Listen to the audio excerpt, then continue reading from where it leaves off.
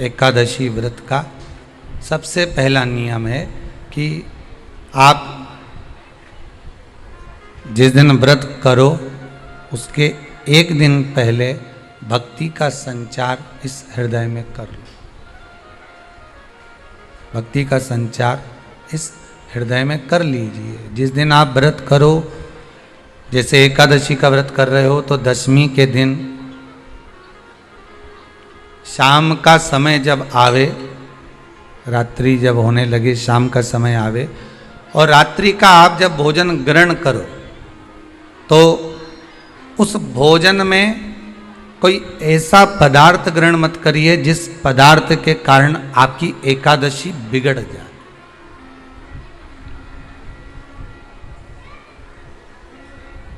कोई बेकार भोजन हमें ग्रहण नहीं करना,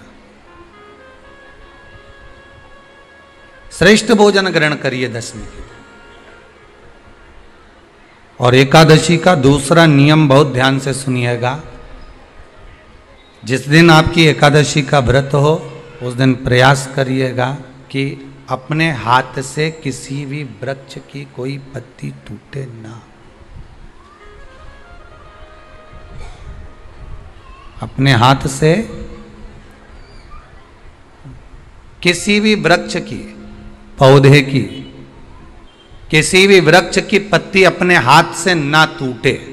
बहुत ध्यान दीजिएगा महाराज। एकादशी का ये दूसरा नियम है कि अपने हाथ से किसी पौधे की, किसी वृक्ष की, किसी डाली की कोई पत्ती टूटे ना, कोई पत्ती ना टूटे, इसका प्रयास करिए।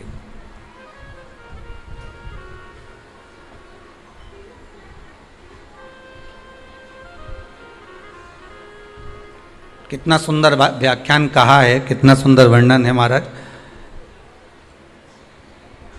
कि मात्र एकादशी का व्रत कर लेने पर, मात्र एकादशी का व्रत कर लेने पर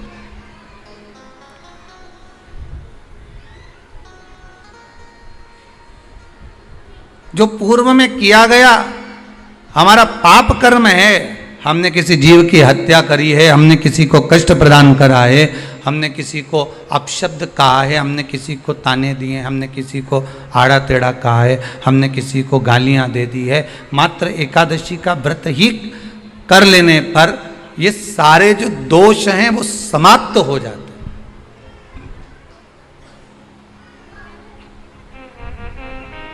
सारे दोष हमारे समाप्ति पर आ जाते हैं।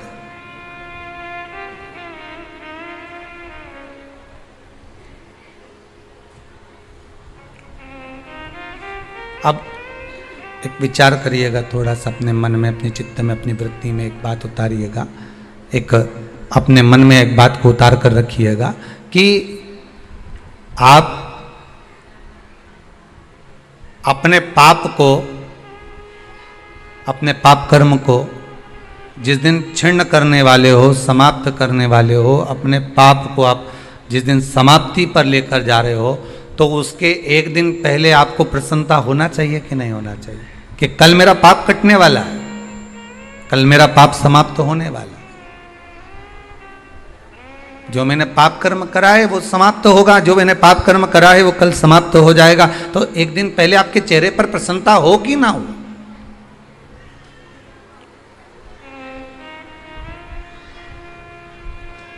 और चेहरे पर वो प्रसन्नता आपके आना चाहिए कि कल मेरा एकादशी का व्रत है, आज दशमी है, कल एकादशी का व्रत है, तो कल मेरी जब एकादशी का व्रत रहेगा तो मेरा ना जाने कितना कितना पाप, कितना कितना असत्य, कितना कितना झूठ, कितना कितना प्रपंच वो समाप्त हो जाएगा। इसमें मुझे प्रसन्नता हो, इसमें मुझे आनंदता हो।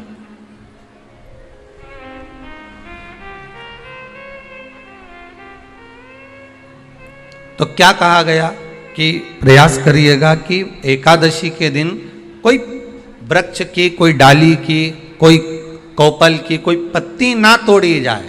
क्यों? तो कहा अगर उस पत्ती को हम तोड़ देते हैं, वृक्ष की पत्ती को या क्यारे में लगी हुई कोई डाली की पत्ती को हम तोड़ देते हैं तो एकादशी का पुण्य फल प्राप्त नहीं होता, एकादशी का कोई फल हमारे खाते में नहीं जाता, पुण्य फल प्राप्त। अब फिर भले तुम चाहे तुमने मोरधन खाया हो, चाहे तुमने फिर चिप्स खाई हो, चाहे तुमने फिर व्रत का कितना ही सामान खा गए हो और तुमने सोचा कि आज मेरी एकादशी है, तो फिर उसका कोई फल प्राप्त नहीं है, उसका कोई सुख प्राप्त नहीं है आपको, फिर उसका कोई आनंद प्राप्त नहीं है आपको, फिर उसमें कोई आनंद की अनुभूति आपको नहीं मिल रही है।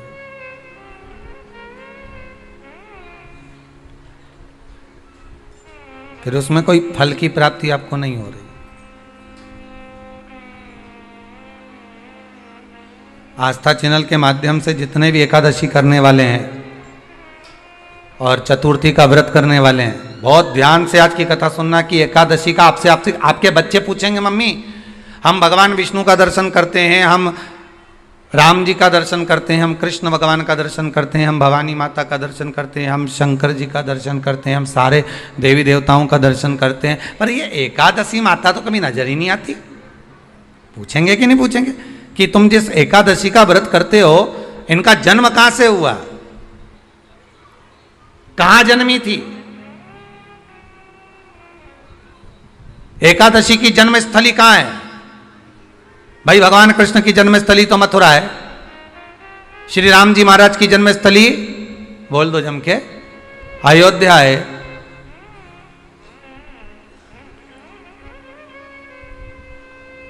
कोई आपसे पूछ ले कि एकादशी की जन्मस्थली कहां है, तो आधे लोग तो बाल खुजाने में लग जाएंगे कि एकादशी आखिर पैदा कहां हुई थी, जन्म कहां लिया था, इसका जन्म हुआ कहां था, कहां जन्मी थी ये?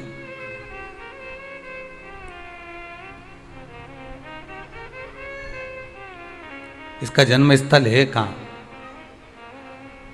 और अगर मान लो जन्म स्थल एकादशी का है,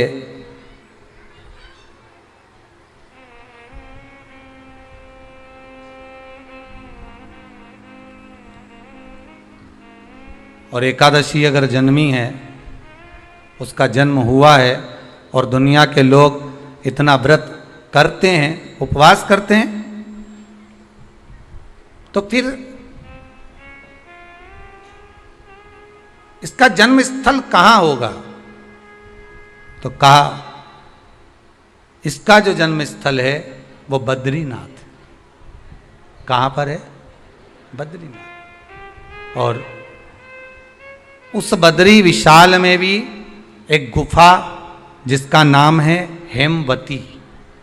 क्या नाम है? हेमवती। उस गुफा में एकादशी का जन्म स्थल है। बद्री विशाल में हेमवती गुफा, जो 12 योजन अंदर प्रवेश करने जितनी है, 12 योजन की गुफा के अंदर, हेमवती के अंदर एकादशी का प्रागट्य हुआ था, एकादशी का जन्म हुआ था।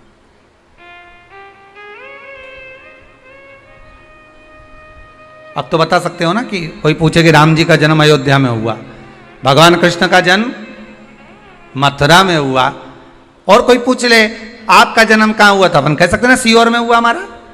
और आपसे कोई पूछे कहाँ हुए, तो कहीं इंदौर में हुए, कि देवास में हुए, कि भोपाल में हुए, कि मुंबई में हुए, कि पूना में हुए, आपका तो बता दोगे। पर बच्चे आपसे पूछ ले, मम्मी तू इतनी एकादशी का व्रत करती है, एकादशी का तू व्रत करती है और सबको करा देती है कि बल्लभ कुल की एकादशी करो, भले बकरी जैसे चरो पर एकादशी करो, और सबको एकादशी कराया, तो कोई पूछ ले कि एकादशी का जन्म कहाँ हुआ था, तो आप कह सकते हो कि बद्री विशाल में, हेमावती में, बद्री विशाल के हेमवती गुफा के अंदर जो 12 योजन की गुफा है, उस गुफा में एकादशी का जन्म हुआ।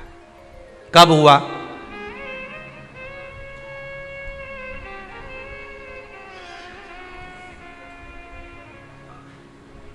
जन्म होने का कारण, राम जी के जन्म होने का कारण था रावण का संहार। भगवान कृष्ण के जन्म होने का कारण था कंस का संहार। नरसिंह भगवान के जन्म होने का कारण, प्रकट होने का कारण था हिरण्यकशिपु का संहार। वराह भगवान के प्रकट होने का कारण था कि पृथ्वी को जल पर लाकर ठहराना, हिरण्याक्ष का संहार।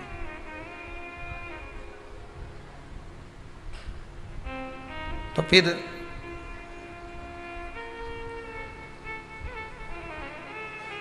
इसके जन्म का कारण क्या है?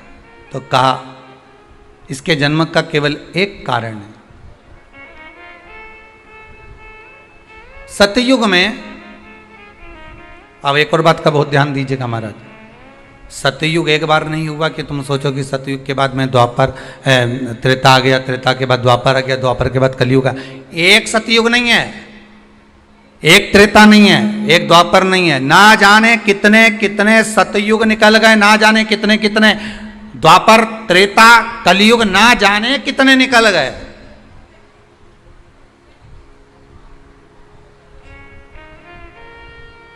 और आप और हम जैसे भी इस पृथ्वी पर ना जाने कितने, अरे जम के तो बोलो, निकल गए। पृथ्वी वहीं की वहीं है, जिस मकान में रहते हो वो मकान भी वहीं की वहीं है, बस कभी कभी एकदम प्लाट हो जाता है, फिर उस पर वापस बन जाता है, फिर क्लीन, फिर बन गया, फिर क्लीन, फिर बन गया। ना जाने कितने कितने कितने कितने जन्म हम ले चुके हैं, और हमारे भी आगे का जन्म कितने जन्म होते रहेंगे। जमीन वहीं की वहीं रह जाएगी और अपन चले जाए, बस वो जगह वहीं रह गई।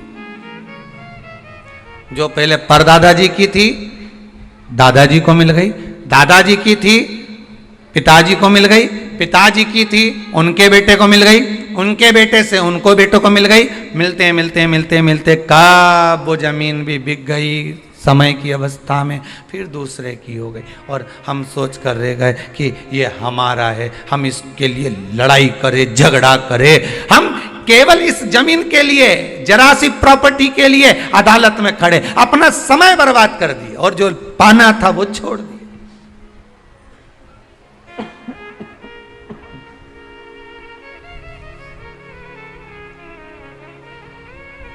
जो पाना था वो छोड़ दिया हमने।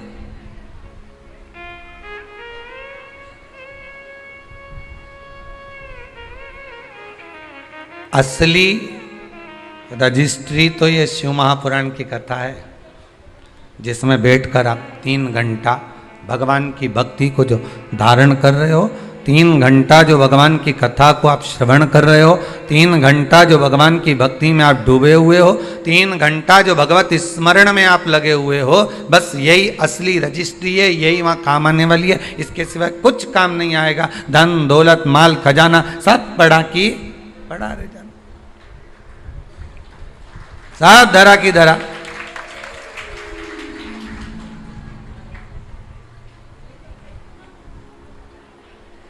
रह गया। वो एक लाइन आप लोग स्मरण करते होंगे, सज धज के जिस दिन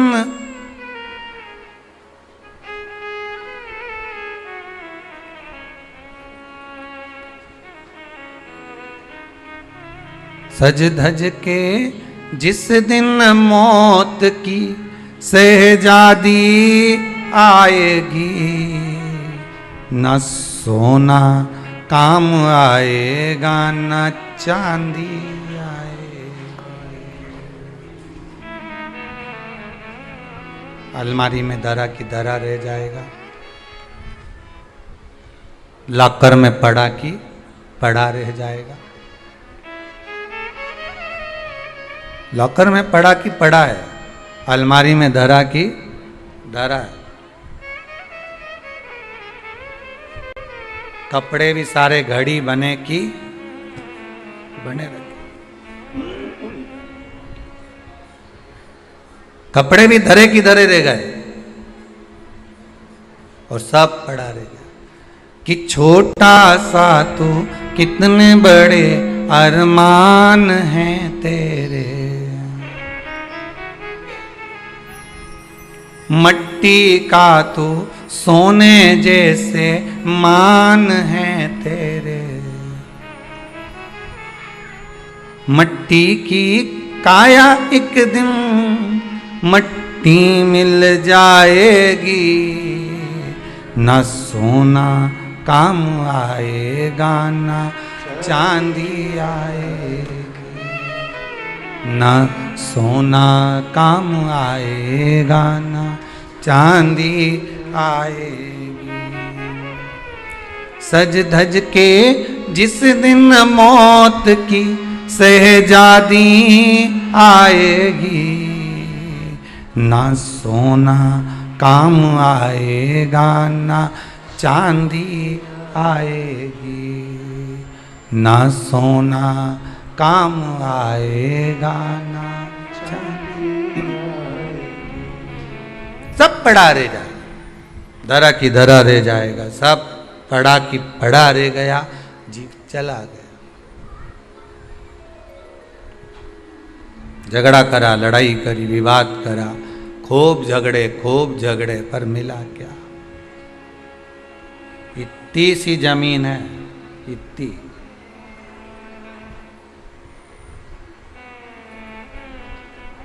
मिल भी गई, हो गया, मान लो तुमको मिल गई लड़ाई झगड़ा में। यहां तो शिव महापुराण की कथा कहती है कि माता पिता के आशीर्वाद से बड़ी दुनिया में कोई प्रॉपर्टी नहीं है। माता पिता के आशीर्वाद से बड़ी दुनिया में कोई दौलत नहीं है। कि जिस घर में माँ बाप की इज्जत नहीं होती, उस घर में देखना कभी बरकत नहीं होती। सही प्रॉपर्टी, सही जमीन, सही जायदाद, सही धन, सही दौलत, सही संपदा तो माता पिता का आशीर्वाद है।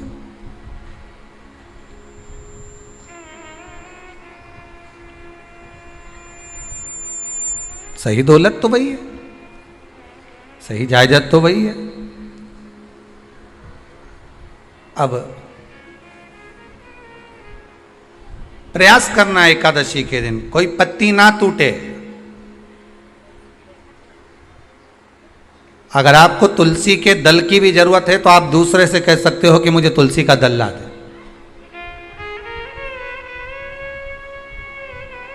पर मेरे हाथ से मैं किसी को कष्ट ना दूं।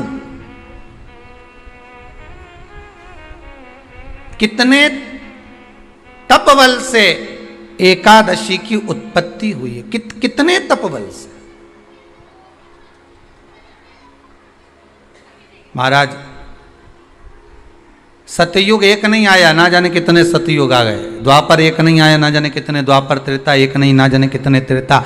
कलयुग ना जाने कितने हुए, और अपने जैसे भी ना जाने कितने।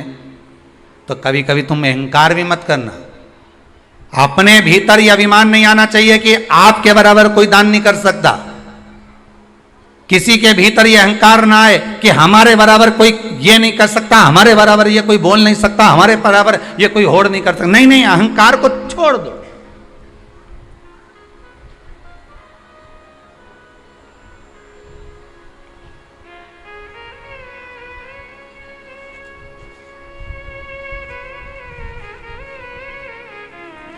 इस भारत की भूमि पर, इस भारत माता की गोद में अगर वीर भी जन्मे तो ढेर वीर जन्मे। कोई एक नहीं, कोई एक सोचे कि मेरे बराबर कोई और नहीं कर सकता। नहीं नहीं, ना जाने कितने। इस भारत माता की गोद में अगर दानी भी जन्मे तो ना जाने कितने। कोई ये ना सोचे कि मेरे बराबर कोई दान नहीं कर सकता। इस भारत माता की गोद में सुंदर भी जन्मे तो इतने। कोई ये ना कह सकता है कि मेरे बराबर कोई सुंदर नहीं है। और इस भारत माता की गोद में कलाकार भी जन्मे तो इतने। कोई ये नहीं कह सकता कि इसके बराबर कोई नहीं। इस भारत माता की गोद में कथाकार भी ढेर जन्मे। कोई ये नहीं कह सकता कि इसके बराबर कोई नहीं। भगवान ने पैदा करा। अभिमान नहीं होना चाहिए, अहंकार नहीं होना चाहिए। ना जाने कितने हों।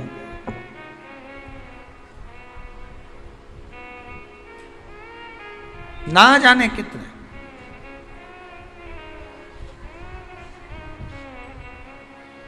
बस हो सकता है सतयुग, त्रेता, द्वापर, कलयुग भी जो अनेक हुए तो हम भी अनेक होंगे। हम भी ना जाने कितने होंगे। सतयुग की कथा है। सतयुग में एक नाड़जंग नाम का एक असुर हुआ। देखिए, एकादशी के जन्म की कथा शायद आपने जिंदगी में कभी सुनी ना सुनी जीवन में, पर इस जीवन में मनुष्य की देह प्राप्त कर कर अगर आप शंकर की शिव महापुराण की कथा सुन रहे हो तो एक एक संवाद को अपने जीवन में उतार कर रखना। जिससे कई माताएं कहती है गुरुजी पहले हम ये चीज नहीं जानते थे पर आपसे श्रवण कर कर ही तो कुछ मिलेगा। आने वाली पीढ़ी को हमको ज्ञान देना है। सियोर वाला महाराज तो 3 घंटा 2 बजे से 5 बजे तक आस्था चैनल पर, फेसबुक पर, यूट्यूब पर कथा बाज देगा। इसके बाद जवाबदारी आपकी है। कथा सुनने के बाद जवाबदारी आपकी है कि आपके बच्चों को शाम को भोजन कराते समय, आप रात्रि को अपनी बहन से बात करते समय, आप रात्रि को अपने रिश्तेदारों से बात करते समय उनसे भी प्रश्न कर सकते हो। क्यों आज तूने कथा सुनी थी? आज अपने एकादशी के जन्म की कथा सुनी कि एकादशी कब पैदा हुई, एकादशी का जन्म कब हुआ, कौन सी जगह पर जन्मी थी। अपने को मालूम था कि राम जी कहां जन्मे, अपने को मालूम था भगवान कृष्ण कहां जन्मे, अपने को मालूम था नरसिंह भगवान कहां जन्मे, पर अपने को एकादशी का जन्म कहां हुआ यह नहीं मालूम था। आप अपनी बहन से, अपने रिश्तेदारों से बात कर सकते हो। 3 घंटे की कथा तो आप यहां श्रवण कर लेते हो आस्था चैनल के माध्यम से, फेसबुक और यूट्यूब के माध्यम से। इसके बाद की जवाबदारी आपकी है कि इस कथा का प्रसाद आप किस किस को दे रहे हो। आप कथा का फोन लगाकर किस किस को बोल रहे हो कि 2 बजे से 5 बजे तक कथा आ रही है। सुनो, व्रत शिव महापुराण की कथा है। व्रत उपवास जो अभी तक करते आए हैं उसी को सुन रहे हैं कि अब कैसे करना चाहिए। करते तो आए पर उसको करना कैसे। कहां जन्म ले लिया तो कहा महाराज बद्रीनाथ। कब जन्मी एकादशी? एकादशी का जन्म कब हुआ तो कहा एक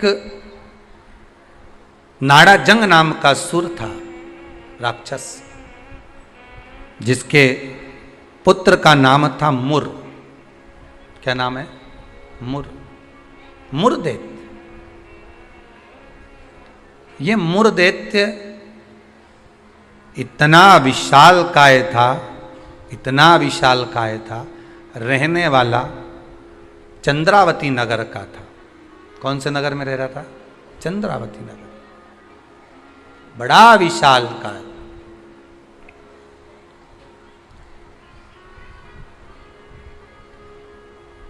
इसमें बल इतना था, इतना बल था कि एक दिन मुरदैत्य ने तप साधना कर कर, दान पुण्य कर कर, स्मरण कर कर सारा पुण्य अपने खाते में रख लिया। आपको कल कथा में कहा था, उद्यापन करना मतलब उतने व्रत का पुण्य अपने खाते में जमा कर लेना, फिर वो समाप्त नहीं हो सकता। उस पर सील ठप्पा लग गया मतलब ये प्रॉपर्टी तुम्हारी हो गई। उद्यापन करना मतलब ये इतने व्रत तुम्हारे खाते में चले गए। अब ये व्रत तुम किसी को ना तो कहीं जा सकते हैं ना छिन्न हो सकते, क्योंकि इसका तुमने उद्यापन कर दिया, उस पर सील ठप्पा लग गया, उसकी रजिस्ट्री हो गई, वो आपका हो गया।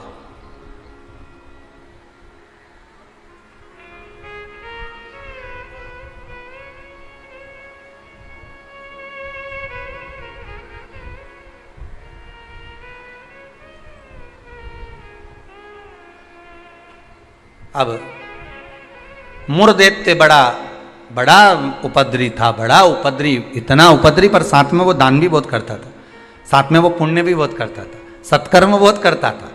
अब पर ये सब कुछ करने के साथ में वो पाप भी बहुत करता था।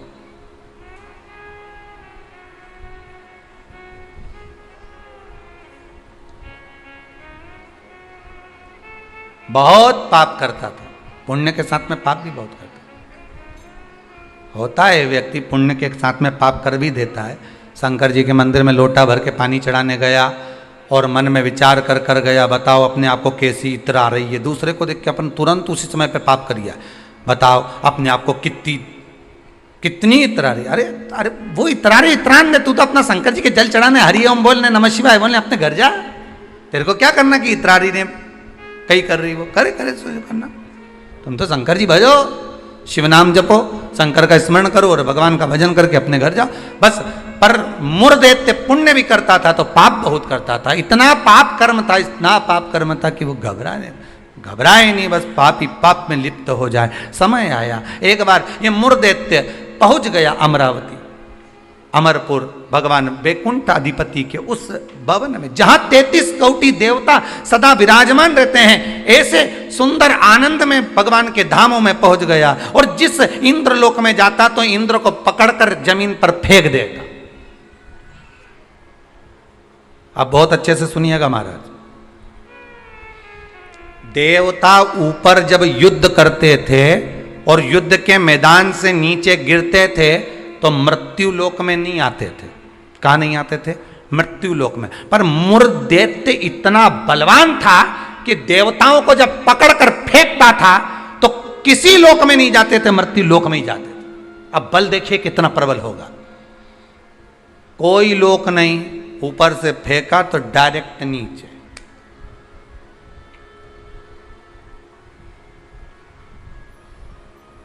सीधे नीचे।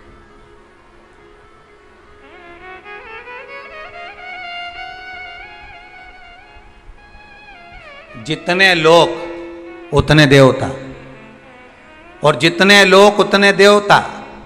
अब इसने सोचा इतने सारे देवताओं को अलग अलग गिराने कब तक जाऊंगा, तो इसने क्या करा, आज चढ़ गया सारे लोकों पर और लोकों पे चढ़कर जो नृत्य करना प्रारंभ करा, जम जम के नाचना, तो सारे लोक हिलने लगे और जितने उसमें 33 कोटि देवता रह रहे थे सब मृत्यु लोक में गिर गए।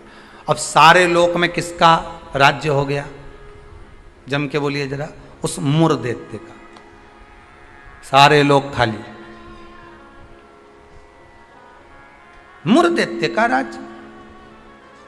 सारे देवता इकट्ठे होकर शंकर भगवान के पास में गए, क्योंकि मृत्यु लोक में आ गए तो मृत्यु लोक में कहां जाएंगे? आपको पहले भी कथा में कहा, मृत्यु लोक में जन्म हुआ है आपका। आप पृथ्वी पर जन्मे हो और मृत्यु लोक में जन्म लेने के बाद अगर आप मन में सोचो कि हम शंकर की आराधना क्यों कर रहे हैं, अरे मृत्यु लोक में जन्म लेने के बाद शंकर की आराधना ही मूल है, शिव की आराधना ही जरूरी है।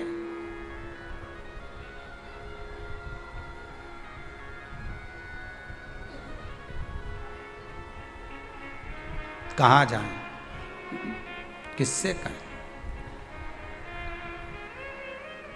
वैकुंठ लोक के अधिपति भगवान विष्णु, ब्रह्मलोक के अधिपति भगवान ब्रह्मा, इंद्रलोक के अधिपति इंद्र, यमलोक के अधिपति यम, मृत्यु लोक के अधिपति महादेव है, भगवान शिव है। और अगर आप मृत्यु लोक में रह रहे हो तो आपके जीवन में अगर दुख है, तकलीफ है, कष्ट है, रोग है, बीमारी है, तकलीफ में हो तो शंकर की शरण में जाइए। सारे 33 कोटि देवताओं का चरित्र एकादशी के जन्म की कथा कर रही है, पद्म पुराण की कथा कर रही है, स्कंद पुराण की कथा कर रही है, शंकर की पावन कथा कर रही है कि देवता जब मृत्यु लोक में आ गए और मृत्यु लोक में आने के बाद उनको जब कष्ट हुआ, किसी देवता के पास नहीं गए, सबसे पहले शंकर जी के पास गए, क्योंकि जो करीब में होता है उसी को पुकारा जाता है। एक बहू पूना में रह रही है और एक बहू तुम्हारे साथ में रह रही है और तुम्हारा पेट दुखे या चक्कर आ रहे हैं तुमको, तो क्या पूना वाली को फोन लगा के बोलोगी बहुत चक्कर आ रहा है?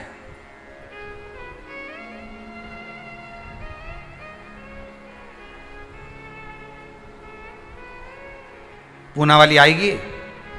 अरे बोलो जम के तो बोलो। मुंबई वाली आएगी?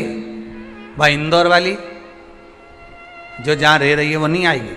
और जो जिससे कहना था उससे तो कहा नहीं, जो पास में रह रही है जरा सी देर में आवाज लगा देती, दरवाजा भड़क देती, घंटी बजा देती, चिल्ला कर बोल देती, फोन कर देती, आवाज लगा देती और कह देती बेटा जल्दी आप, बहू दौड़ कर आ, दौड़ कर आ, दौड़ कर आ।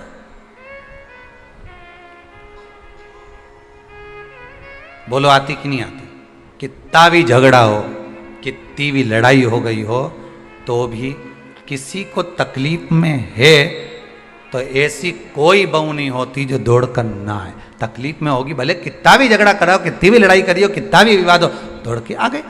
और आई तुरंत, क्या हो गया मम्मी? बस मेरे को चक्कर आ रहा है। अब तुमने पूना वाली को बुलाया, इंदौर वाली के बुलाया, बड़नगर वाली के बुलाया, ने पीपर ठौन वाली के बुलाया, ने नीमच वाली के बुलाया,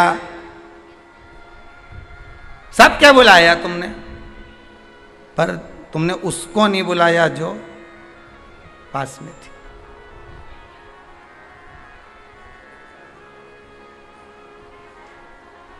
जो नजदीक में थी। मृत्यु लोक में जब देवता नीचे गिर गए तो इनके नजदीक में कौन थे? भगवान शंकर।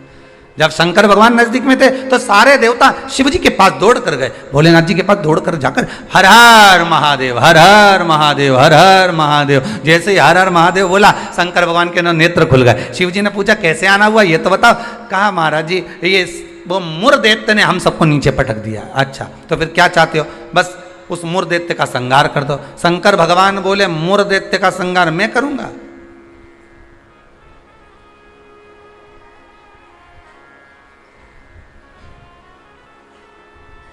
मैं नहीं कर सकता। क्यों? उसका संहार भगवान विष्णु करेंगे।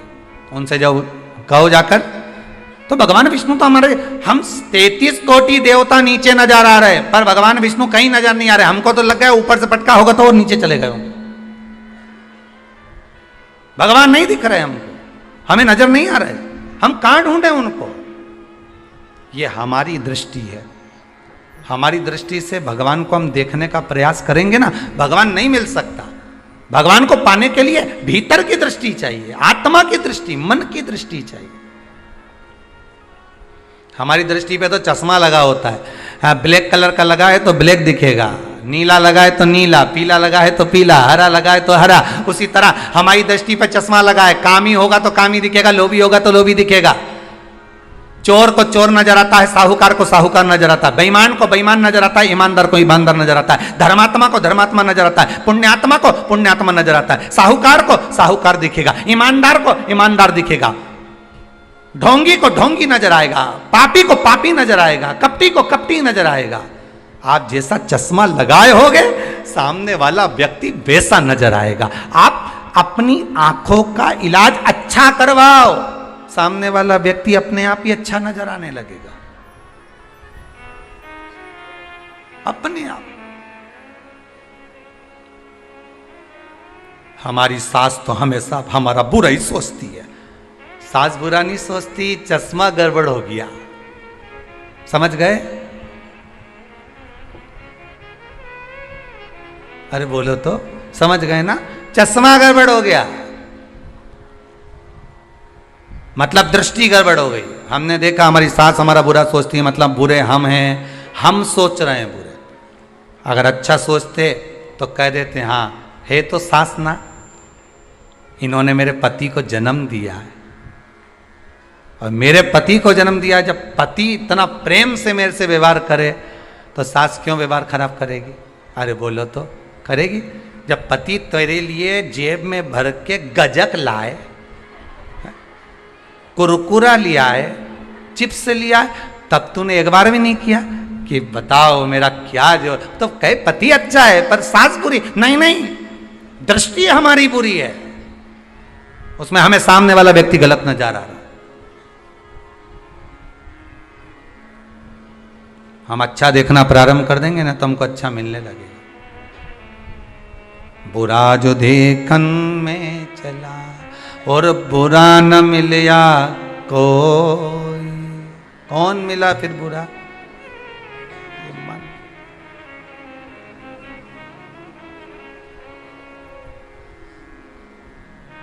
इस मन को बुरा कर। मैं नहीं मार सकता मुर्दैत्य को, भगवान विष्णु मारेंगे। भगवान विष्णु कहां मिलेंगे? क्षीर सागर में शयन कर रहे हैं, जाइए। सारे देवता पहुंच गए क्षीर सागर। प्रभु कृपा करिए। भगवान विष्णु ने पूछा क्या हुआ? वो मुर्दैत्य ने आक्रमण कर रखा है, सबको उठा उठा के पटक दिया, एक भी नहीं बचा, सारे लोग खाली पड़े। अच्छा फिर मां कौन बैठा? तो क्या मुर्दैत्य बैठा अकेला? आओ।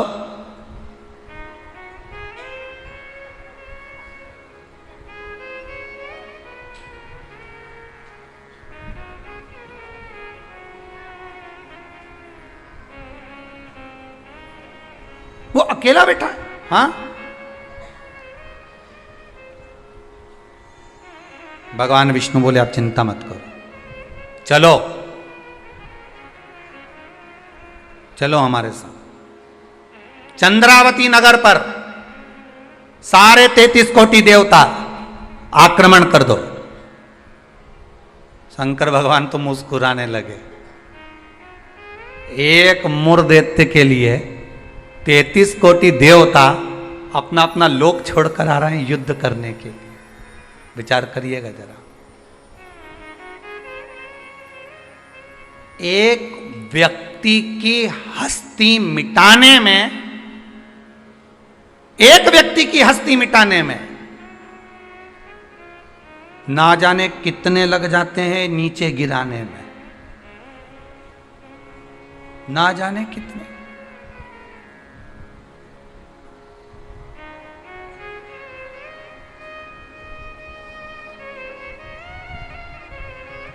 जब व्यक्ति मर जाता है तो दुनिया के लोग रोते हैं, बेचारा मर गया।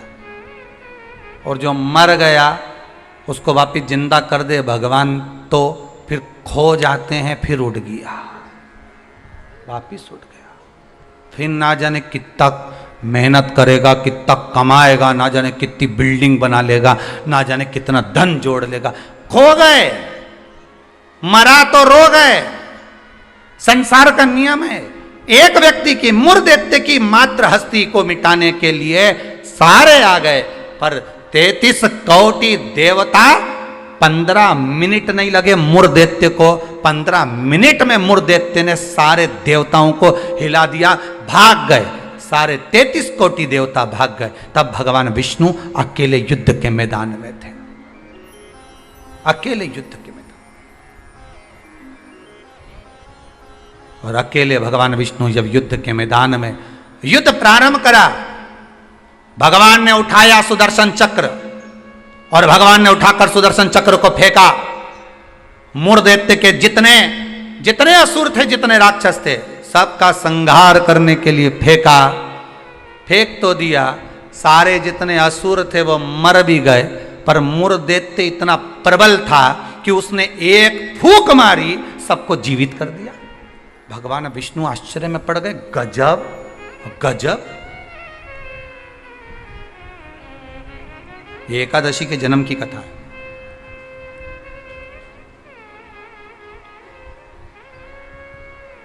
गजब हो गया, इतने सारे मरे और एक क्षण में भगवान ने तो सुदर्शन फेंका ने, सब घूम के गया ने, सबके मार के आया। उसके तो 1 घंटा, आधा घंटा, 15 मिनट, 10 मिनट, 5 मिनट लगे होंगे। इसने तो एक फूंक मारी, जो यहां से चालू करा, हैप्पी बर्थडे टू यू, एक फूंक में ही सब निपटा दिया। ले, सब जाग गया, सब। जैसे वो 11 साल हुए तो लोग 11 मोमबत्ती जला। हमारे यहाँ तो कहीं नियम नहीं है, हिंदू धर्म के शास्त्र के अनुसार ये नियम नहीं है कि मोमबत्ती को बुझाओ कि दिया बुझाओ। हमारे यहाँ तो जन्मदिन मनाओ तो दिया जलाओ। और पहले बात तो जन्मदिन मनाओ तो पहले सोच के मनाओ कि 14 साल के हो गए, मतलब भगवान के करीब जाते जा रहे हैं, करीब। 35 साल के हो गए, मतलब 36वें में लग गए, उसकी ओर करीब पहुंच गए। जैसे जैसे उम्र बढ़ती जा रही, तुम तो केक काट रहे हो, ऊपर तो नगाड़े बज रहे हैं, भेरू आने वाला है, ऊपर नगाड़े बज रहे हैं। 68 का हो गया, गांव के लोग जन्मदिन मना रहे, ऊपर कह रहे तैयारी कर लो रे, थोड़ा और बचा है, आने वाला है।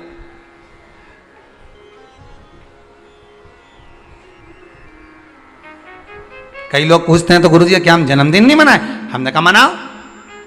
तो आप तो ऐसा बोलते हैं। हमने कहा जन्मदिन मनाना मतलब हम तो समझ जाते हैं कि ये जन्मदिन इसलिए मना रहे हो क्योंकि तुम्हें खुशी है भगवान के पास जाने की, इसलिए मना रहे हो कि अब हम भगवान की ओर करीब हो गए, हम और करीब हो गए, हम और करीब हो गए। अरे जन्मदिन आता जाए तो विचार करते जाओ कितने साल निकल गए।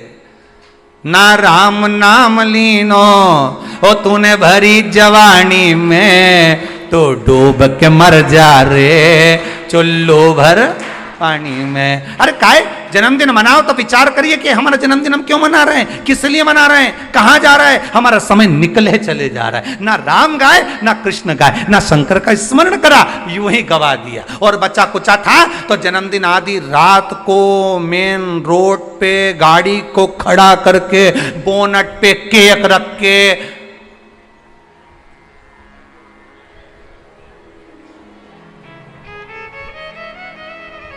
तो बेचारा इतना अच्छा व्यक्ति का जन्मदिन रोड पे मना रहे जैसे बेचारा अनाथ है रे, इसका कोई नहीं बापड़े का।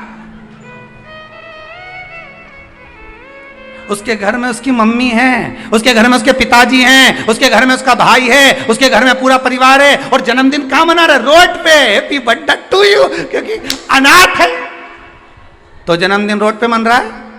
अगर अनाथ नहीं होता तो जन्मदिन उसके माता पिता को खड़े रखकर मनाते हैं कि इस माता ने जन्म दिया है तेरे जैसे बेस्ट फ्रेंड को, इसको जन्म दिया है, इस माता ने मेरे दोस्तों को जन्म दिया। खुश होते कि माता पिता ने जन्म दिया। सबसे पहले जन्मदिन पर अगर पूजन करना है तो माता पिता के गले में माला पहनाओ कि इनने तुम्हें जन्म दिया है, तुम्हारे जैसा व्यक्ति इसने पैदा किया है, तुम्हारे जैसे जीव को इसने जन्म दिया है। तुम्हें जो दोस्त मिला, तुम्हें जो फ्रेंड मिला, जो तुम्हें, समझ गए, भेरू के भेरवी ने भेरवी के भेरू मिल गया। तो जिसने जन्मदिन की खुशी उनके सामने मना।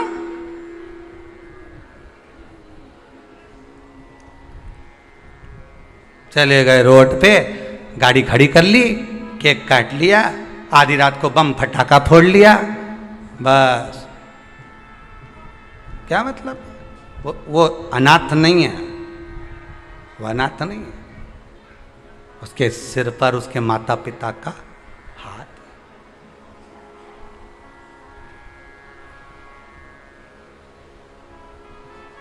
ने एक फूंक मारी केक की, सारी मोमबत्ती बुझा दी। और इस मुर्देत्य ने एक फूंक मारी ने जितना गिरा पड़ा था नहीं सबके जगा दिया एक ही में।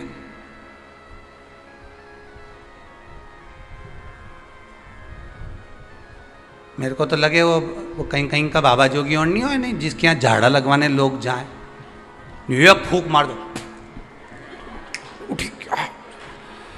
तो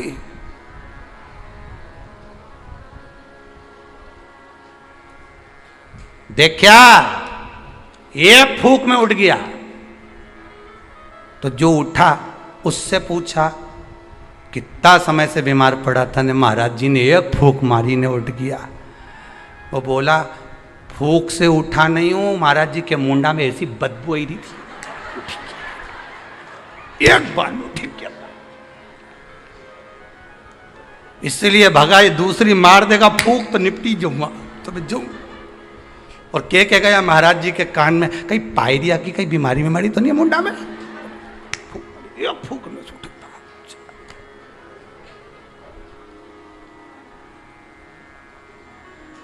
अब अभी महाराज जी ने उसको मारी थी, अब महाराज जी खुद के मार के देखो,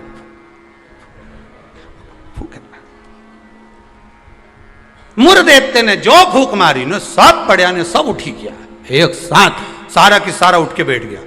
अब तो भगवान भी सोचे क्या करें। भगवान ने सुदर्शन को वापस लिया, गदा का प्रहार करा। गदा युद्ध हजारों वर्ष तक चला मुर्देत्य के साथ, 1000 वर्ष तक गदा युद्ध चला है भगवान विष्णु का। गदा युद्ध में जब भगवान विष्णु हार गए तब मल्लाह युद्ध प्रारंभ हुआ। कहते हैं हजारों वर्ष निकल गए, 10, 20, 25, 50 हजार वर्ष केवल मल्लाह युद्ध में निकल गए भगवान विष्णु के, तो भी नहीं हारा। आखिरी में भगवान विष्णु की हापड़ी थोड़ी ऊंची, भगवान विष्णु को लगा कि ये हार नहीं रहा। भगवान विष्णु थक गए क्योंकि ये मुर्देत्य तो पत्थर जैसा था और मेरे नारायण कमल जैसे कोमल थे। भगवान एक जगह जाकर बैठे, लक्ष्मी जी ने, पद्मावती जी ने, माता लक्ष्मी ने जाकर पूछा नाथ हुआ क्या है? भगवान कह रहे हैं मैं थक चुका हूं, हजारों वर्ष से युद्ध लड़ रहा हूं पर तू ये हारता नहीं है। तब लक्ष्मी मैं आता हूं तो रुक। लक्ष्मी जी को क्षीर सागर में रोका और भगवान नारायण दौड़ कर गए बद्री विशाल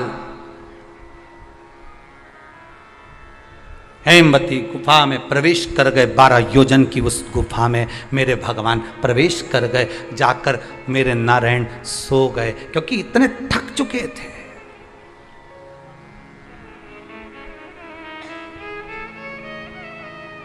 इतने थक गए थे और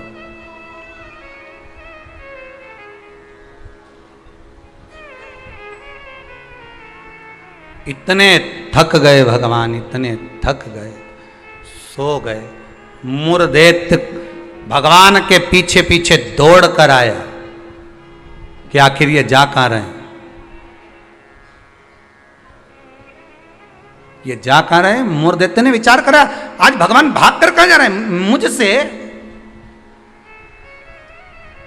केवल वो काल्यावन को देखकर भगवान युद्ध का मैदान छोड़कर नहीं भागे थे, यहाँ मूर्धेत्य को देखकर भी भगवान युद्ध का मैदान छोड़कर भागे थे। भगवान का नाम था रणछोड़ राय। कहाँ जा रहे हैं? किस जगह जा रहे हैं? चले।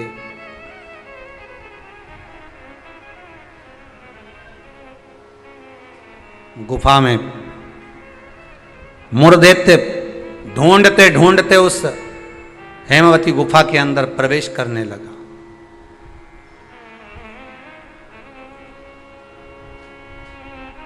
वहां पर हेमवती गुफा में जैसे ही प्रवेश करा, उस समय पर पाप पुरुष, कौन सा पुरुष है? पाप। व्यक्ति का जो पाप होता है, जब वो पुण्य वाली जगह पर जाता है, सत्कर्म वाली जगह पर जाता है, तो उसका जो पाप पुरुष है, उसका जो पाप है, वो उसके सामने आकर खड़ा हो जाता है। बहुत ध्यान देना। क्यों कहते हैं कि मंदिर जाओ? क्यों कहते हैं तीर्थ जाओ? क्यों कहते हैं सत्संग में जाओ? क्यों कहते हैं कथा स्मरण में बैठ जाओ? क्यों कहते हैं? हमारा जो पाप है वो हमसे, जैसे ही हम तीर्थ गए, जैसे ही हम भजन में गए, जैसे ही हम कथा में गए, जैसे ही हम कीर्तन में गए, जैसे ही हम स्मरण में गए, जैसे ही भगवान की भक्ति में हम पहुंचे, हमारा पाप जो हमारे सम्मुख में था, हमारे साथ में था, वो पाप हमसे दूर हो जाता है। और मूर्धेत्य के सामने वही पाप पुरुष आकर खड़ा हो गया।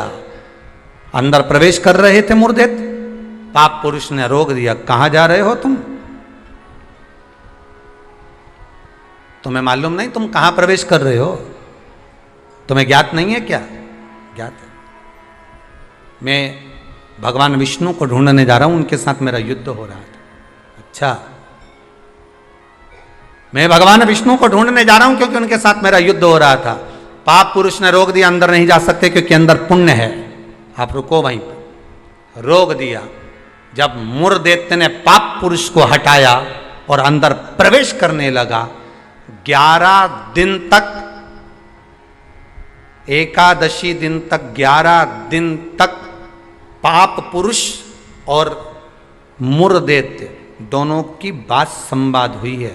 पाप सामने है, मूर्धेत्य प्रवेश कर रहा है, बीच में पाप अड़ा पड़ा है। और वहीं बस उस 11 दिन में क्या हुआ कि 11 दिन में भगवान विष्णु के शरीर से एक स्त्री ने जन्म ले लिया।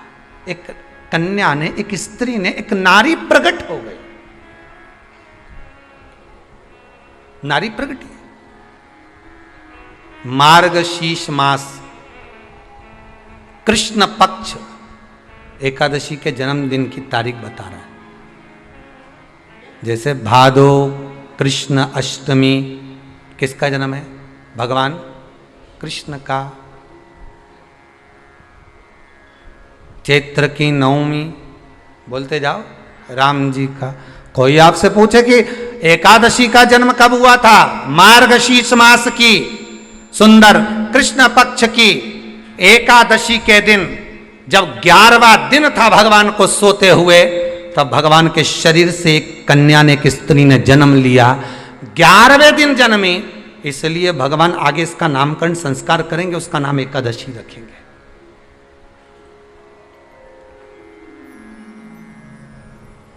इसी को कहते उत्पत्ति एकादशी, उत्पन्ना एकादशी। प्रकट हो आप पुरुष ने देखा कि कोई कन्या आ रही, बड़ी सुंदर है, बड़ी सरल, बड़ी अच्छी दिख रही है। और पाप पुरुष ने देखा इतनी सुंदर कन्या, इतना सुंदर उसका स्वरूप।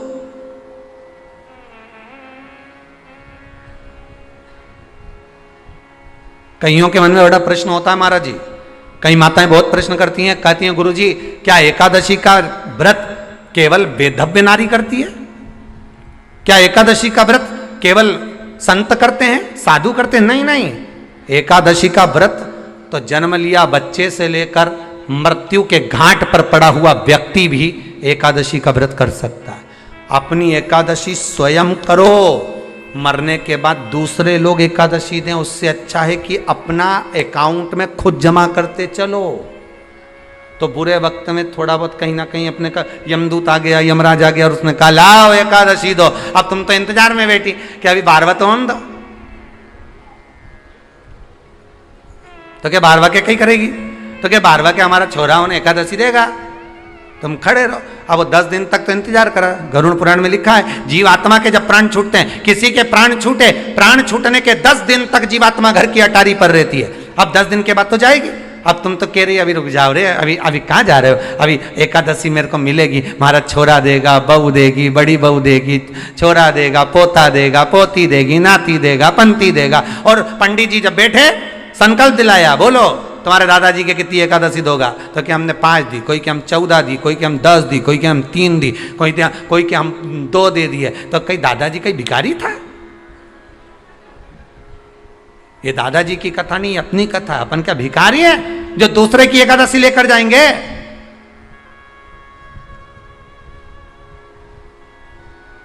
अपन अपनी एकादशी खुद करो, स्वयं एकादशी करो, फिर कहूंगा भले बकरी जैसे चरो, पर एकादशी कर। स्वयं अपने लिए एकादशी करो।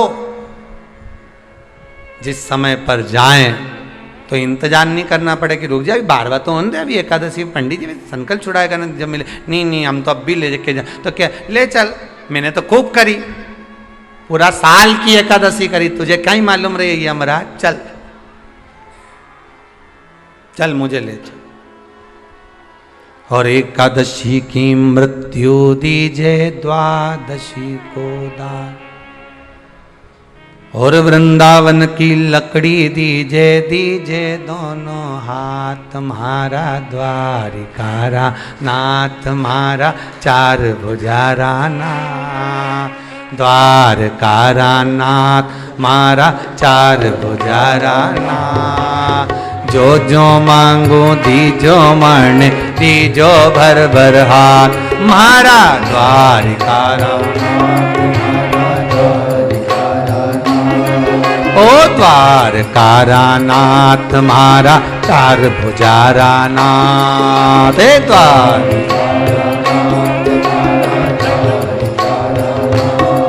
ओ जो जो मांगो दीजो मरने, दीजो भर भर हाथ, मारा द्वारकारा नाथ,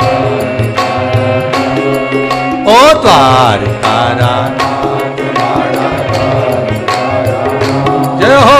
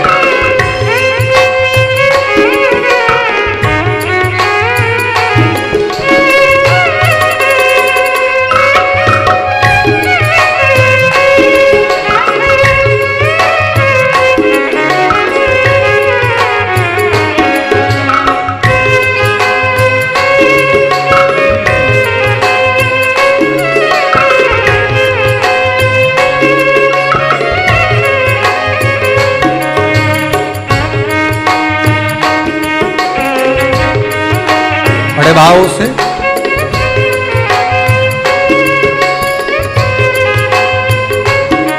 ओ एकादशी की मृत्यु दीजे द्वादशी को दाग, एकादशी की मृत्यु दीजे द्वादशी को दाग, ओ एकादशी की मृत्यु दीजे द्वादशी को दाग, एकादशी की मृत्यु दीजे द्वादशी को दाग। अरे वृंदावन की लकड़ी दीजे दीजे दोनों हाथ, मारा द्वारिकारा नाथ, मारा द्वारिकारा नाथ, द्वारिकारा नाथ, ओ जो जो मांगो दीजो मण दीजो भर भर हाथ मारा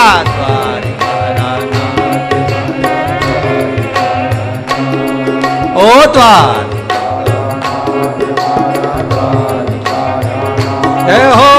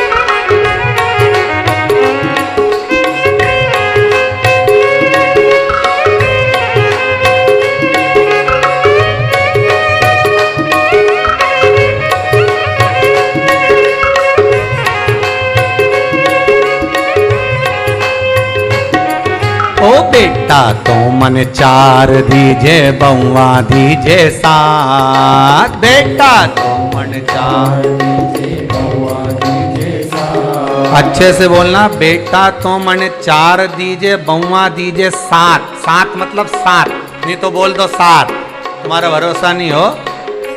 ओ बेटा तो मन चार दीजे बउआ दीजे सात बेटा तो अरे पोता तो मन ऐसो दीजे दीजे फूल गुलाब मारा द्वारिकानाथ मारा द्वारिकानाथ। ओ जो जो मांगो दीजो मन दीजो भर भर हाथ मारा द्वारिकानाथ मारा द्वारिकानाथ।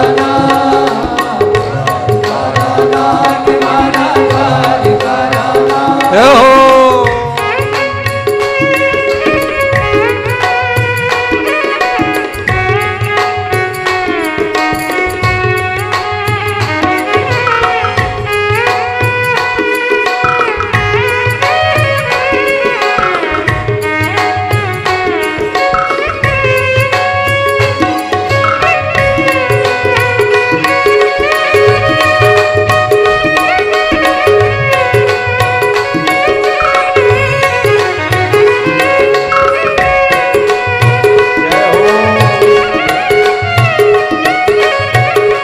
और भोले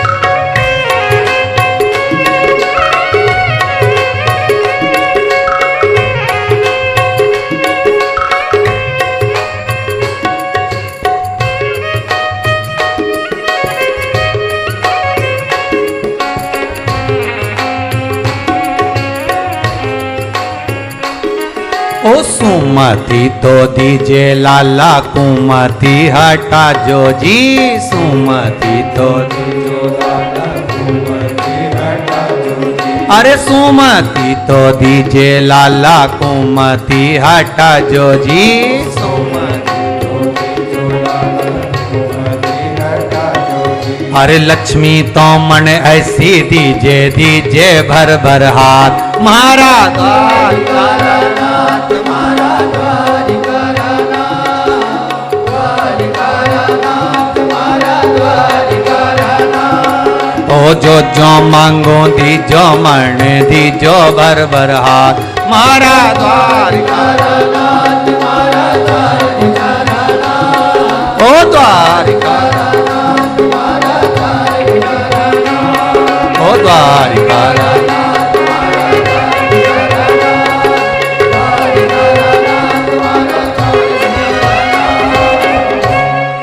एकादशी की मृत्यु दीजे, द्वादशी को दाग वृंदावन की लकड़ी दीजे, दीजे दोनों हाथ।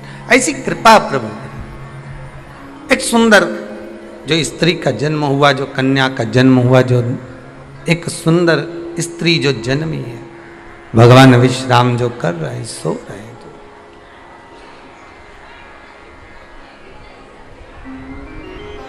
प्रकट हो गए। एकादशी का जन्म मार्गशीर्ष मास कृष्ण पक्ष एकादशी उत्पन्ना, उत्पत्ति एकादशी प्रकट हुई। पाप पुरुष एकादशी को देखा, भाग गए।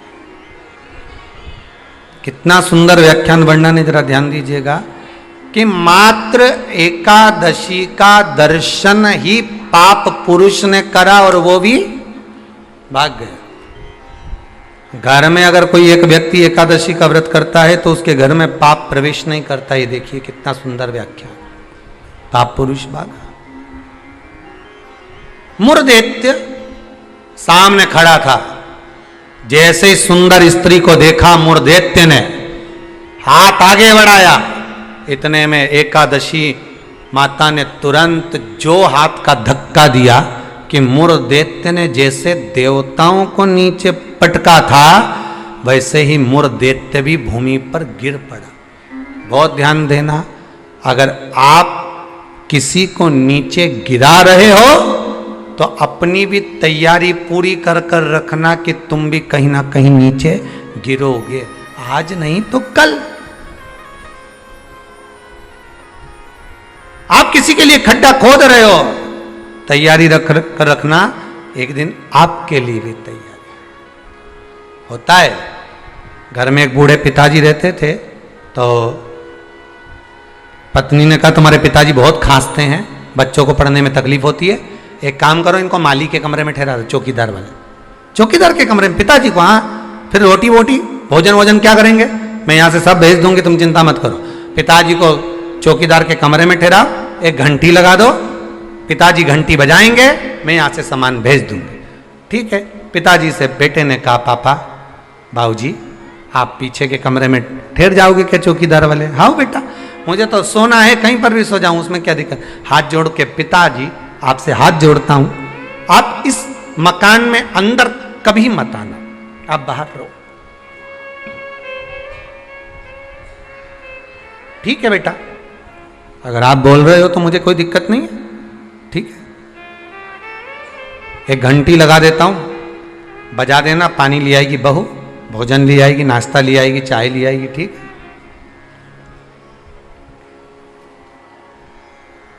घंटी लगा दी, पिताजी घंटी बजाते, बहू सामान भेज देती।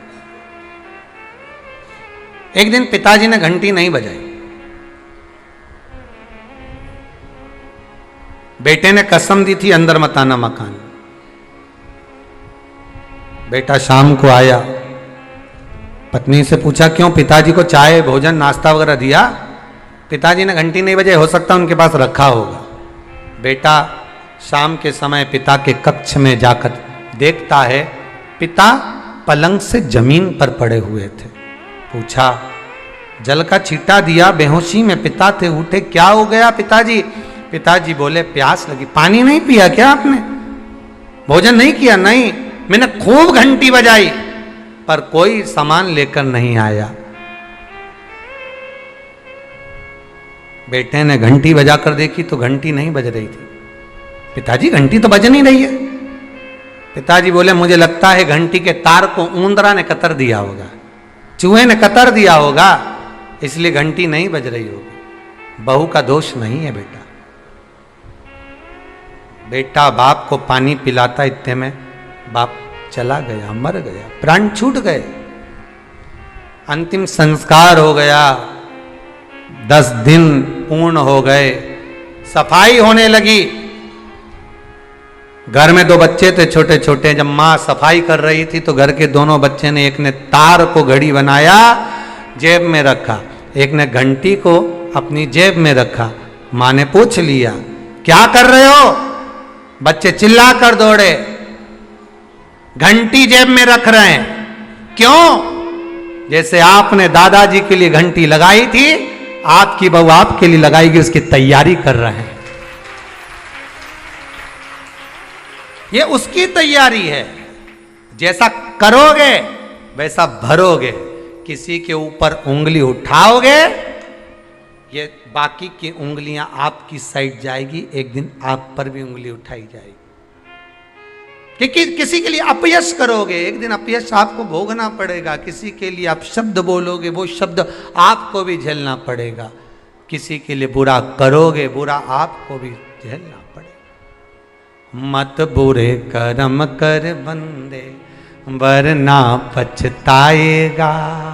भगवान की आंखों से तू बच नहीं पाएगा, तू बच नहीं पाएगा।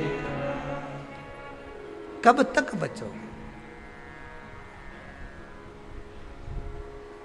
किसी कपटी के साथ कपट करोगे ना, चल जाएगा, पर किसी भोले के साथ, सीधे के साथ, जिसने आपके साथ पूर्ण विश्वास करा, उसके साथ अगर कपट कर गए तो जिंदगी नरक जैसी जाएगी। नरक से भी भोला है कोई घर में, आपके परिवार में कोई सीधा है, भोला है, बहुत सरल है, किसी के बीच में नहीं बोलता, उसके साथ अगर आप कपट करोगे तो आपको रोना तो बहुत पड़ेगा साहब, बिलखना तो पड़ेगा बहुत। अब एकादशी ने धक्का दिया, नीचे गिर गया। कहते हैं 1 वर्ष लग गया था उस मूर दैत्य को उठने में, जो धक्का एकादशी ने मारा था। कई एकादशी ऐसी रे, एक धक्का जो मारे नहीं तो अच्छा निपटी जाए। पाप कपट छल बेईमानी प्रपंच ये तो उठे ही नहीं दादा एकादशी के दिन। ये सब दुबक के बैठ जाए, आज एकादशी है, आपने बोलना ही नहीं। ऐसे हर एकादशी पे एकादशी आ जाए तो तुम काय बोले उससे?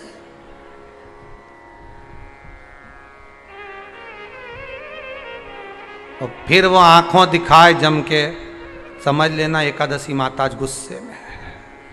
तो क्यों बोलने जाओ तुम उसको? जो धक्का दिया उठा ही नहीं, उठा फिर आया झगड़ा करने के लिए। एकादशी ने जो पछाड़ा, कहते हैं सिर के इतने टुकड़े हो गए थे कि बीनना भी मुश्किल थे मुर्दैत्य के। प्राण छूट गए। पाप पुरुष सामने आकर खड़ा हो गया। फिर आया एकादशी ने तो केवल अपने केश का एक भाग हवा में उड़ाया, इतने में तो पाप पुरुष भागा, भगवान के पास जाकर उठाया। उठो उठो प्रभु, बहुत देर सो लिए, उठ जाओ जरा जल्दी उठ जाओ। भगवान बोले तू कौन है? मैं पाप पुरुष, पाप हूं मैं, तो तूने मुझे क्यों जगाया? ये एकादशी तो मुझे परेशान करके रखी है। घर घर में लोग एकादशी करे और मुझे प्रवेश नहीं करने दे। अब तुम बताओ क्या करूं? भगवान ने कहा चिंता मत कर, अन्न के अंदर जाकर बैठ जा। एकादशी के दिन जो अन्न खाएगा बस पाप पुरुष उसी में प्रवेश कर जाएगा। पाप पुरुष उसी में प्रवेश करेगा, तू अन्न के अंदर जाकर बैठ जा। ठीक है, मैं अन्न के अंदर जा। भगवान के नेत्र खुले, एकादशी को देखा, इतनी सुंदर एकादशी थी साहब। इसलिए शास्त्र कहता है कि जितनी एकादशी होती है 26 की 26 एकादशी का अगर आप वर्णन करेंगे, 26 की 26 एकादशी का यदि आप स्मरण करेंगे तो एक एक एकादशी का अगर नाम स्मरण करें तो कितना कितना सुंदर। चैत्र के महीने में 2 एकादशी, कामदा पाप मोचन, बैसाख में 2 वरुथनी मोहिनी, ज्येष्ठ महीना अपरा निर्जला, आषाढ़ योगनी देवशवनी, श्रावण महीने की कामिका पुत्रदायिनी, भादो महीने की अजा परिवर्तनी, अश्विनी महीने की इंद्रा पापकुशा, कार्तिक महीने की रमा प्रबोधनी, मार्गशीर्ष मास की उत्पन्ना और मोक्षदा, पौष महीने की सफला और पुत्रदा, माघ महीने की परतिला और जया, फागुन महीने की विजया और आमल की एकादशी, अधिक मास की पद्मनी और परमा। कितने सुंदर नाम है। अब इस नाम से पहचान करो, निर्जला, कितनी सुंदर नाम। अब नाम इतना सुंदर है तो एकादशी कितनी सुंदर होगी। अब एकादशी इतनी सुंदर होगी तो जिस दिन तुम व्रत करोगी एकादशी का तो तुम कितनी सुंदर होगी। मतलब भगवान कितने प्रेम से स्वीकारेगा कि इसका हृदय कितना सुंदर है। ऊपर की सुंदरता मत देखो साहब, व्रत करने से भीतर की सुंदरता। आप पहले कथा में कहा कि क्रीम की चमक 15 दिन रहती है, अच्छे कर्म की चमक जिंदगी भर रहती है। कर्म की चमक देखना है हमें, क्रीम की नहीं।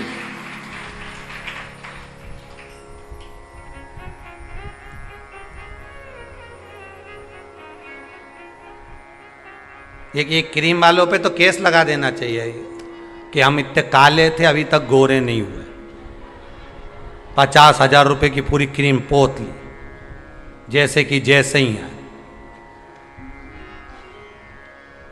50,000 तुम लगाओ, 1 लाख वापिस लिया। हमने 50,000 की क्रीम लगाई, तुमने लिखा था उसमें एकदम सुंदर हो जाओगे, गोरे हो जाओगे। और टीवी पे तो फोटो ऐसा दिखाओ 1 मिनट में बस वो यूं ही लगाए नहीं गोरी हो जाए। और हम तो पूरी सालों लगाते लगाते हो ही गए अभी तक जैसा कि जैसा, ये जैसा कि जैसे ही रिया, कहीं अंतर ही नहीं आया। तो बताओ, तुम बताओ गोरा कब होंगे। तो क्रीम वाले भी कह देंगे रे हमने तो शिव पुराण सुनी थी, बाहर की चमक से हमें कोई मतलब नहीं। हमने तो शिव पुराण में सुना था कि भीतर की चमक चाहिए। क्या करें बाहर की चमक का, ये चमक ये दमक फुल्ल बन में महक सब कुछ सरकार तुम ऐसे है। अभी बाहर की चमक का करोगे क्या। 2 तरह का पार्लर होता है, ब्यूटी पार्लर 2 तरह का। एक आपके घर के बाहर भी होगा, जहां जहां आप रहते हो ना, जिस शहर में रहते हो, जो कथा सुन रहे हो टीवी पे, आस्था पर या मोबाइल पे सुन रहे हो, जिस मोहल्ले में कॉलोनी में रहते हो वहां लिखा रहता होगा ब्यूटी पार्लर। अब उस पार्लर में, और एक पार्लर ये भी है शिव पुराण का, बस अंतर इतना है, उस पार्लर में लड़की का श्रृंगार होता है, बाहर का श्रृंगार होता है जिससे पति रीत जाता है। और इस शिव महापुराण के पार्लर में आत्मा का श्रृंगार होता है जिससे महादेव रीत जाता है। पार्लर यह भी है, पार्लर वो भी है। वो बाहर का है, ये भीतर का है। इसमें आत्मा का श्रृंगार होगा। अब आज तुम लोग जब कथा सुन के उठो ना और कहीं जाओ और कोई तुमसे पूछे कहाँ गई थी, दिखी नहीं, तो कहना पार्लर में बैठी थी। तो क्या बता 90 साल की, 80 साल की और पार्लर में बैठी।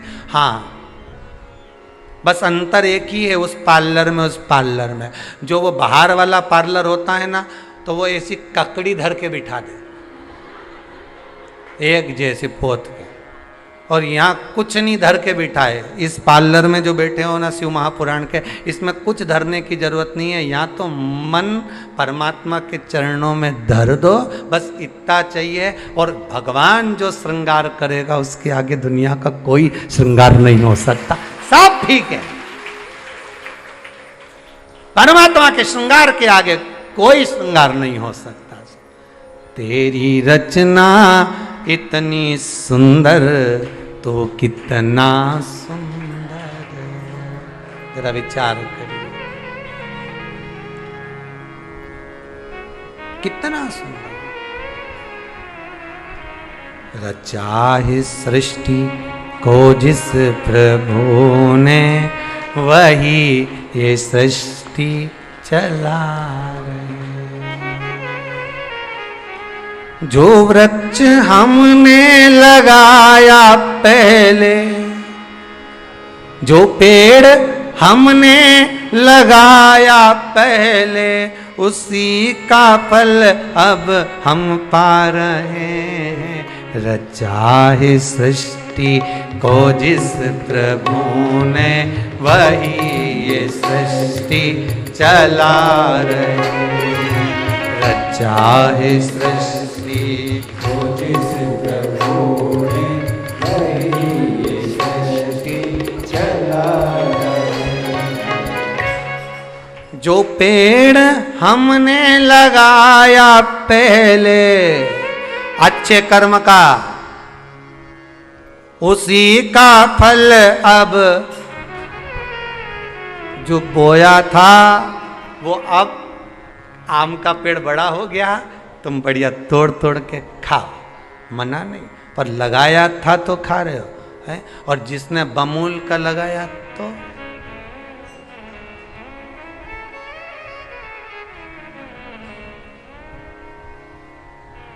जो पेड़ हमने लगाया पहले और कांटा चुभ गया, उसी का फल अब हम पा रहे हैं। रचा है सृष्टि को जिस प्रभु ने, वही है सृष्टि चला। ये उसी का कितना लेवल मिलाता है, देखो तो सही। लोग कह रहे थे जनसंख्या बढ़ गई, जनसंख्या बढ़ गई। भगवान ने कहा चिंता मत करो, 2 लेयर में सब बराबर, काहे का टेंशन लेते हो। और अभी तो तीसरी की तैयारी चल रही है, तुम्हारा क्या विचार है रे? जितने कथा सुन रहे हो टीवी पर, विचार है आएगी? क्यों नहीं आएगी? क्योंकि शंकर जी की कथा लगातार चल रही है, नॉन स्टॉप, तो वो भी रुकी हुई है। भगवान भी इंतजार में बैठा है।